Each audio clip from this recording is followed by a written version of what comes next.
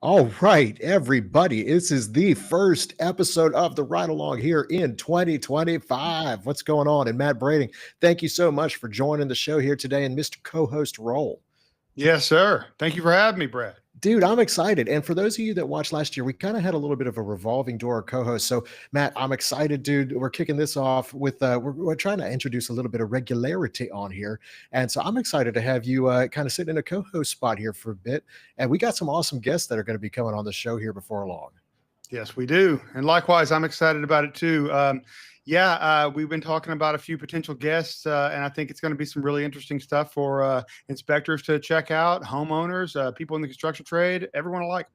Dude, definitely. And so, okay, for those of you guys that watched last year, Matt, you're a home inspector out in Houston area, and that was, gosh, we got to talk. What was back at Inspection Fuel? That was Correct. a blast. Yeah, so loved that show. But for those that haven't gotten to watch or haven't gone all the way back in the abyss of videos that we have on the channel here, go ahead and reintroduce yourself to the listeners.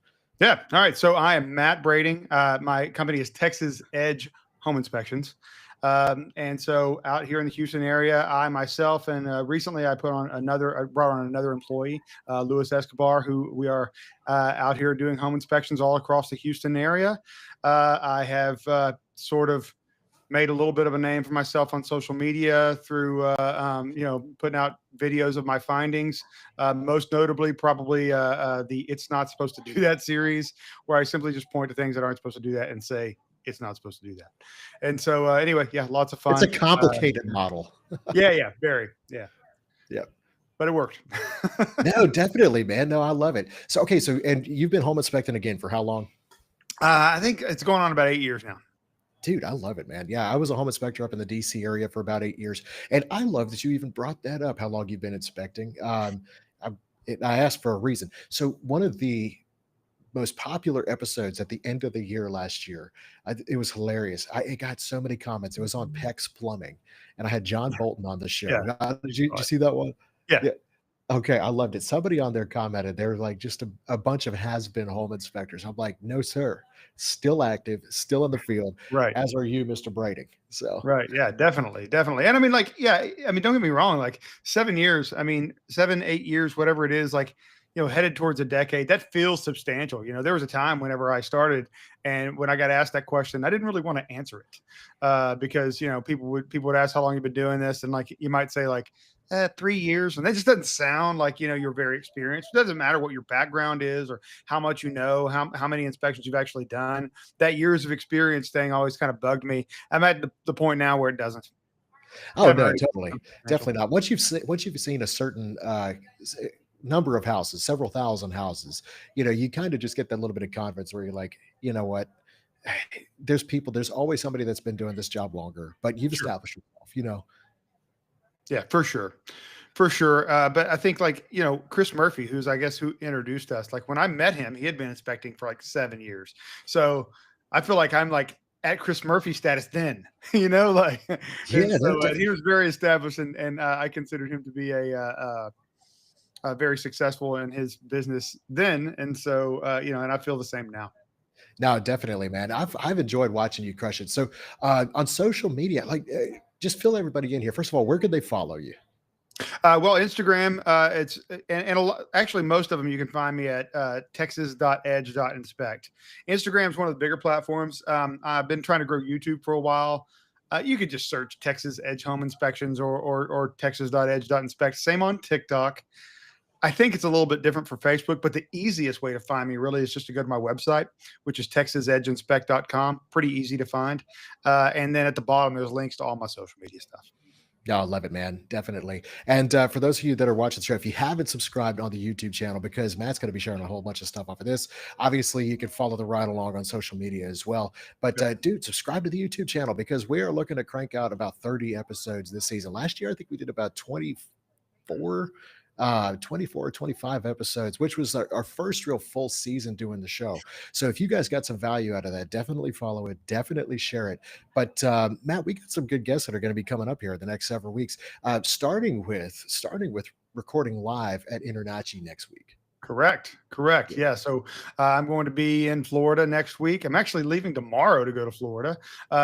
Me and the family are going to take in Disney for a couple of days before we head over to Sunday. We're going to head over towards the hotel where the InterNACHI conference is going on, and I'm going to meet up with you at some point, and we're supposed to be doing some recording out there as well, I believe. Dude, it's a blast, man. I always love recording at InterNACHI. One, because they're so supportive. Like uh, Ben Gramico has their whole podcast. I'm looking forward to partnering with them a little bit too. Just kind of doing a little bit of a crossover thing while we're there. But gosh, dude, this is the biggest event in our industry, and so we get so many people from all over the country, and it's awesome. I mean, I set up the podcast booth. People stop on by, so if you're there at the show, if you're going to be there, comment or tell me what you're looking forward to first and foremost. Tell me what you're looking forward to learning, what classes you're going to be taking. But stop by the booth, come say hey. It's going to be a great time. Let's get you guys on the show. So, Heck yeah. uh, yeah, dude, definitely. So okay, Matt, to get the family ready because you're coming to Florida.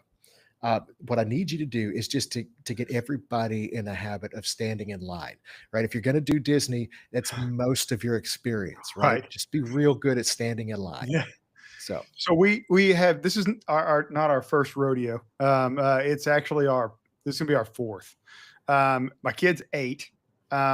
This is gonna be the best one. I feel like it's gonna be the best one. It started at like 5, yeah, yeah. and then but that was kind of sketchy because like what he was into. He was a little bit scared of things or whatever.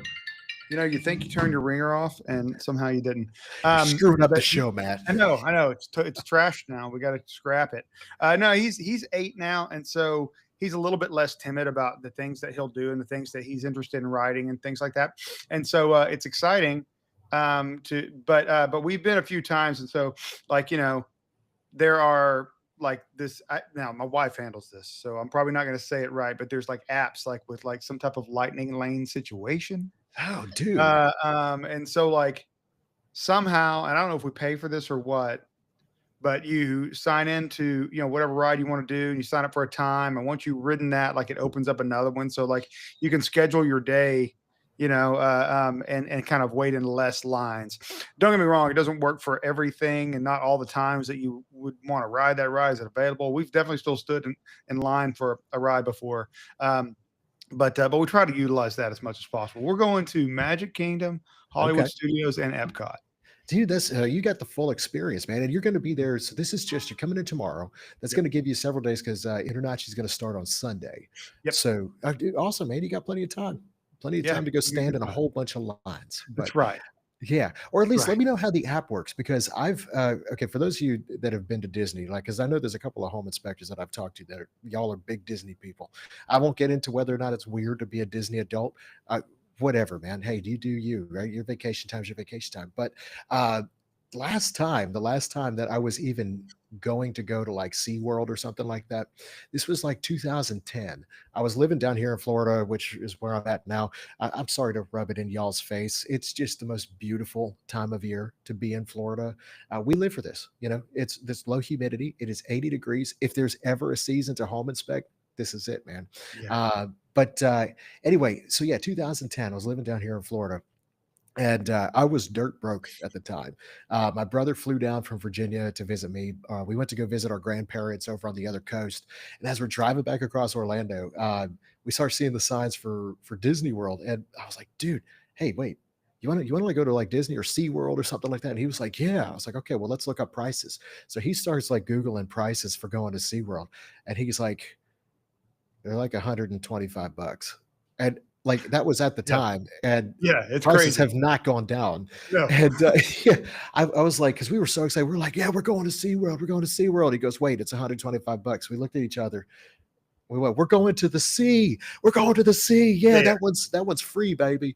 And so yeah, dude, I love it It's over here. insanely expensive. It's crazy. The first time we went a few years ago, I didn't think I was like, okay, whatever, I'll just go, and I didn't think I would really get much out of it or enjoy it very much. It is pretty awesome. And it encouraged me to want to go back a few times, and at least if nothing else, like, I don't know. I mean, like, I think there's definitely something to like about it as like an adult. Oh yeah. Like without kids, like maybe one of these days, like when I'm like older, me and my wife could go and just enjoy it without a kid, because I think that there's a whole different level of like enjoyment you can have out of it if you do that. Well, Um, it's called drinking around the world at Epcot, yeah, you know? totally, right, Yeah, yeah. 100%. But this time it's giving my son a chance to really experience it is really what this is about, and experience it with him, and it's very enjoyable. Now, as far as the app and everything goes, you're gonna have to talk to my wife. Do you have her number? Why don't I we have her? don't. I don't You know. Why don't would have I her. have You don't even know my wife's name. I've never met your wife. No, why would you? Maybe you will. Maybe you will this time. Bring her by the booth to say hey. That's it. So, well, yeah. Love it, man. No, I don't know where we're going with that. I mean, you're making it sound like I hang out with your wife all the time, but not that I wouldn't enjoy getting dinner with y'all, but I would just prefer for you to be there, you know. Yeah. So yeah, Me too. yeah. Hey, Me too. look, you go up to the villages in Florida, all kinds of stuff happens up there. My buddy Istvan Jocko, if you guys are in the home inspection industry, you know him. He moved up there recently, and I'm like, well, Istvan, I support whatever your decisions are. Okay, so he's like, well, there's just a lot to do. I'm like, I live down here. We all know what there is to do. Right. But Right. anyway, so okay, but with Internachi and with coming down here, here's what I want to talk with you about today. One of the biggest reasons that I feel like we get into home inspections and go into business for ourselves is the idea that we can fund the life that we really want for ourselves. So, how has home inspections really helped you to do that? To really kind of just, instead of just being the job that you do, how has it helped to build the life that you want to have? That's an interesting question. So, that was the goal. Yeah. Um, I kind of always wanted to work for myself. I always kind of wanted to run a business, and I started this like simultaneously with another job that I thought I could kind of do in part time. Of course, this took over pretty quickly because I decided that this is what I wanted to do full time, and then also not just that, but as it started getting busier, I realized I couldn't do both. There was like limitations at my other job. um Time off, leaving to go to places like Internachi, or to just visit Florida, or later on this month I'm headed out to Vegas. I've actually got a ton of time off I'm taking in February. This is stuff that wouldn't have been possible with my previous line of employment, where I had to request time off.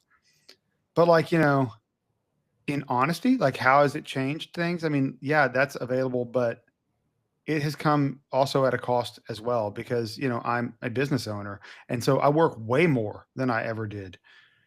Now I get to take off sometimes, and go, to these events, but when I do, I don't work, and so there's no money getting brought into the company. However, now that I have a guy out there in the field with me, he's actually working pretty much the entire time that I'm gone, and so we don't have to close the doors because I'm gone. And so that's been a game changer. That particularly has been a game changer for me.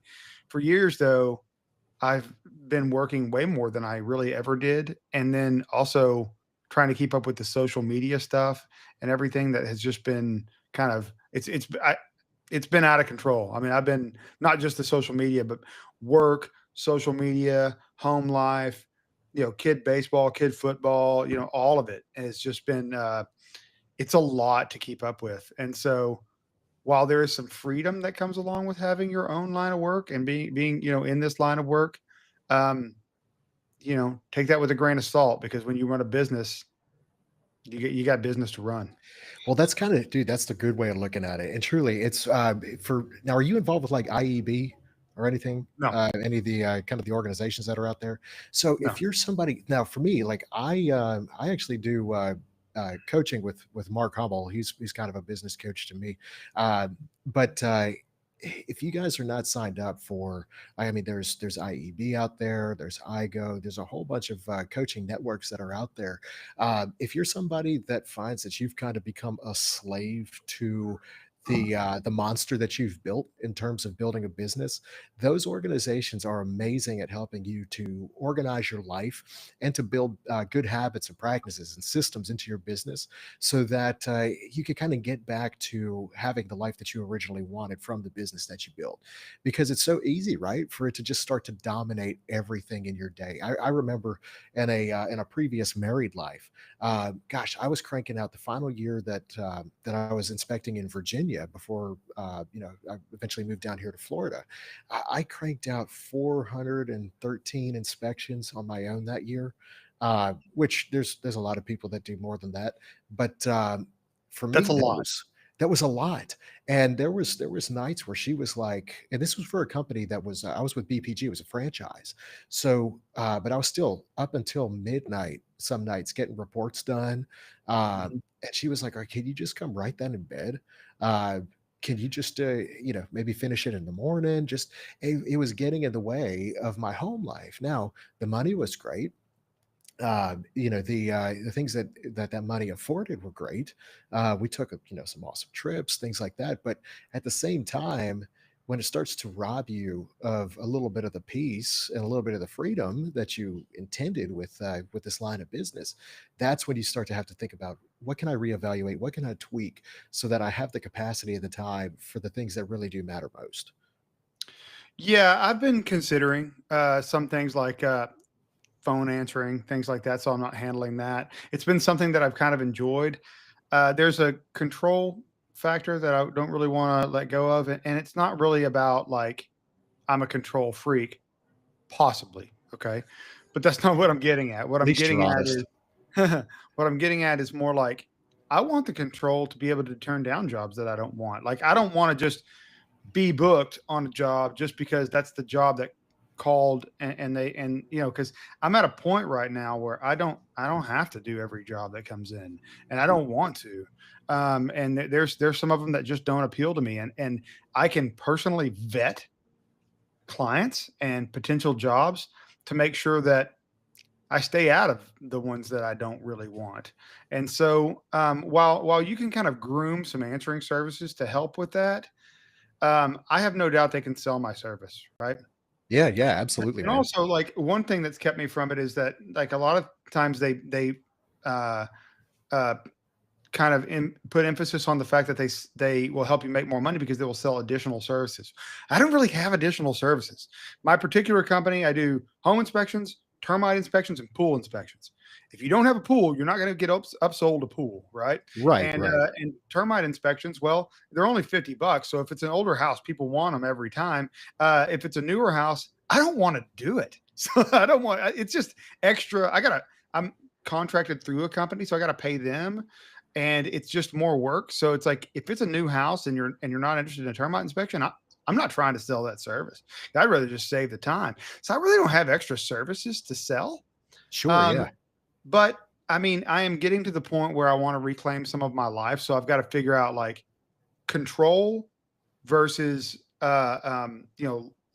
some form of life back by not answering the phones and dealing with that stuff. And I am getting to the point where and it's mostly because it's me and somebody else now, and I'm wanting to take on somebody else in 2025.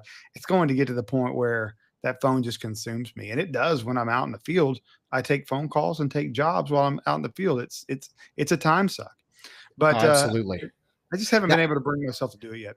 how do you manage that on the job site? Like for me, I would always wait to like return the call until after the inspection. But at the same time, like when I started in the industry, it was with the small mom and pop business. And I remember our head inspector, he would be in the middle of an inspection and fielding calls at the same time, booking the next inspection. And for me, I was like, I always try to put my focus like right where I was at the time with the customer that I was with. But I mean, how did you handle that? Everybody works a little bit different. Well, I mean, for the most part, I do try to answer the phone when I'm in the field because and look, okay, it depends. When business really started to pick up for me and I could really start getting choosy about who I did work for, I just let the phone ring. I'll get back to you. Because honestly, almost every phone call that came in, I'm not going to get to you in time. Yeah, yeah. And so like I was booking out a week in advance, and so the calls I could take whenever I was off would book me out, and the calls that came in whenever I was on the job, I just let it go to voicemail and call you back. If you don't, if I don't get you, no problem. Um, but when I brought in another guy, the need to get as many jobs as possible, increased. And so I felt the need to answer the phone in the field again. And so I've been back to that. Um, yeah, I mean, it sucks, but I mean, I just manage it. I just deal with Well, it. what's your process, by the way? Because I mean, like for some home inspectors, I mean, it's like I bring the buyer around with me while I'm Oh, doing the inspection. Do you do the inspection on your own first and then take yeah, them through? Okay. absolutely. Now, if I got somebody with me, I'm not going to answer the phone, but yeah, I 100% do not bring the buyer around with me. I love going around with the buyer at the end of the inspection. But I am way too chatty and too engaged with them to have them with me when I'm doing my work. Yeah, if you're too ADD, man, yeah, it's Well, I it's a mean, bad I recipe. don't know there's that, but I mean, like, what the thing is like, it's not that I don't wanna hang out with them, it's not that I don't wanna talk to them, I actually want to way too much, and so I will end up talking myself around a defect. I don't wanna miss anything. It is more important to me to do a very thorough job than it is to have them there watching me every step of the way. I would rather do a thorough job, go over the cliff notes with them at the end of the inspection and take them and show them everything, answer any questions they got, interact with them, laugh with them, all that stuff. Um, but I do worry because it's happened where I will be distracted by something and miss something. Now, I mean, look, I'm not going to miss anything major, but I don't want to miss anything. No, no, definitely not. I mean, if you could do as thorough as possible, I totally get it. I um and again, this is everybody works different. I'm not, calling myself any sort of, savant of home inspections here, but I did learn from I would call him a freaking master in this industry. His name's Ken Humphreys. He's up in Virginia. I This think I know. guy, dude, yeah, it's awesome, dude. And he doesn't have a huge social media presence because he's too busy working his butt off. And anyway, he is able to get through a house in about 2 to 2.5 hours while taking the buyer around. And he doesn't finish the report on site. He finishes it right afterwards, like after he gets to the next job site. Like he always blocks himself just enough time so that he can do some of the report on site, but then finish the rest of it off site. But I only seen that guy get a call back once in a blue moon, and Look, so I started doing like a hybrid of that. Um, but it is tough. I mean, you have to really stay on your toes because if you're not careful, you can miss something. some people are built different, man. I mean, some people can play the Yeah, drums. yeah, I right? can't play the I drums, don't get it. Dude, a buddy of mine is able to, like, drum and sing, and I can't do Yeah, either. So, I don't I don't get know. that. Yeah, I don't get that at all. I mean, So don't get me wrong, like, I mean, the guy's probably awesome. I do not trust myself to put out the report that I have set a bar for myself and my company, and I do not believe that I can put out the same product if I was going around with the client, and I know with all certainty that the speed would not be there. sure, yeah. Well, and the I other did a thing new too. construction house yesterday. I finished it and sent it, but while I was at the job, like, there's no way in 3.5 hours I could do a 2,500 square foot house with the client right there next to me, finish the report and send it out to him. It just wouldn't happen. Oh, no, no. I mean, so you gotta figure out what you want to accomplish on site. And here's the other thing too. So there was an inspection I was just doing up in Tampa, which by the way, dude, like I never in my life thought that I would inspect a 2,500 square foot single level cinder block house built in 2000 with an in-ground pool. It was selling for 528, I think. And I found myself telling the buyer, this is actually a decent price for 528. I bought my first house for 395, I think. and, I bought my and first house for 125. dude, what is going on? And I'm I don't telling know. them that at a $500,000 house, I'm like, this is a steal here. But no, seriously, like anyway, but they this was cool. They're all about Inspector TikTok. And the wife was like, hey, so do you know this guy? I was like, Inspector AJ? Yep. No, for sure. Gonna see him in a couple weeks. She mentioned Psy, and I was like, We won't talk about that guy. Sorry, Cy. Don't sue me. But and, just some of these others that she follows. But anyway, like Preston Kincaid, I think she follows him as well. I'm like, you need to check out this dude, Matt Brading, Uh, but anyway, uh, she's like, so what about yours? Where's your content? I said, well, here's the thing. You're following me around and we're talking about this the whole time that I'm doing the inspection. There's no real convenient time for me to say, let's not talk about the water heater. Hold out while I make a TikTok, And You got to get a cameraman. yeah, right. I am the cameraman. Yeah, But you need the second one. You need go watch. I need a guy. Go watch the Ride Along series on this channel here. Okay, I'm also the cameraman. You But, come with me on my yeah. job. I'll come with you on your jobs, and we'll do some YouTube stuff. Let's go, man. Dude, I actually, okay, here's another thing for y'all. Just teasing this out for later on this season. I am stoked out of my mind. So last year, okay, if you notice on here, we got two separate little like channels on the YouTube channel here. You have the Ride Along podcast, which obviously you can listen to audio everywhere. And then you have the Ride Along series, where last year I went with people around the country, inspectors around the country, and shadowed them on their job sites. So we did everything from like a Queen Anne Victorian up in Minnesota. We did the House of Horrors with Nick Grimico and Austin and Natalie Rose out in Denver. Did a commercial inspection in Dallas, but this year is actually pretty cool because I get to stay a little bit close to home.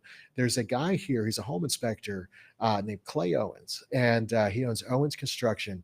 But I'm going to be shadowing and filming an ongoing series on several of his properties that he has underway. One, we're kicking it off. It is a beautifully renovated house down in Sarasota, but he has several projects that I'm going to be filming from foundation to finish over the course of this year and launching it here on the channel as we go. So subscribe, turn on notifications because you're not going to want to miss it. Because the whole thing is, it's like, what's it like to own a construction company when it's owned by a home inspector, right? Yeah, that's weird. You think we're I was about to nitpicky ask for enough? clarification on that because I thought I heard you right. He's a home inspector, but has a construction company. Yeah, that was legit. You said that. Okay, that's it. So he's he and his wife own it, but and then his kids are kind of running the home inspection stuff now, and he's focusing on the construction stuff.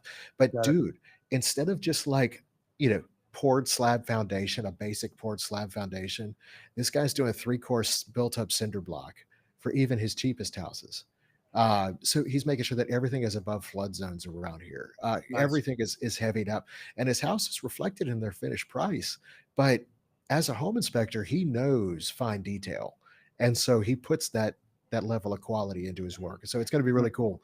Yeah, that's cool. Fun series, man. So all that to say, Matt, if you want to come on out, you could be the cameraman. Hey, there you go. And now we're talking. That's it, man. That's it. But I'd love to come out and film with you out there too. For sure. So, yep, for sure. But anyway, guys, I want to hear a couple questions. Sound off in the comments, y'all, about what you do. One, to manage your work-life balance, since that's one thing we were talking about. And two, how do you manage phone calls in the field? Because this would be a great place to say that today's show is sponsored by America's Call Center, which is obviously a Porch Property. But if you're somebody that's looking for a call center to help field some of this stuff, they work specifically with home inspectors to get your sales pitches down, your sales packages down.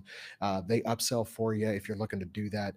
But basically, it's all taking work off of your plate so that you can be free to do what you love and live your life as well. So pretty cool. But, well, yeah. I mean, if they're asking questions, I mean, I got to say, I prepared some questions for this as well. I mean, I don't know if you're ready for this. Jump in, dude.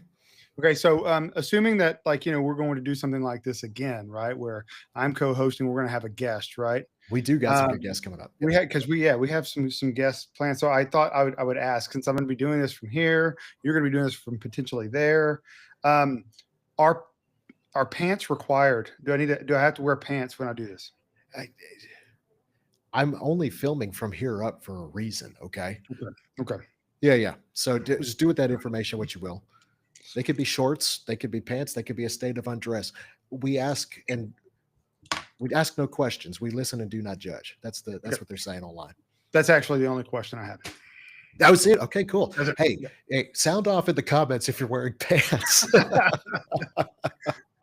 I love it, man. No, we will be. I'm looking forward to next week. First of all, I'm looking forward to seeing you down at Internachi. We will be there Sure. wearing pants. There we Yeah, have to wear pants. I was yeah, already planning on wearing pants. yeah. We'll get kicked out otherwise. So bring your pants. Bring some good questions for us, guys. We'd love to have you on the show. All of our listeners, let us know if you're going to be there. But dude, Matt, not a bad first episode kicking off 2025 here on the show, man. Right? Yeah, dude, Yeah. I'm Yeah. I excited to do know. this with you. It's going to be fun, man. Looking forward to it. So awesome. Well, thanks for being on. Thank you, everybody, for listening. We'll see you in Orlando at Internachi next week. See That's you next right. All right. Bye. time. Boom. Good work, bro. Was it all right? We just crushed an episode. Awesome.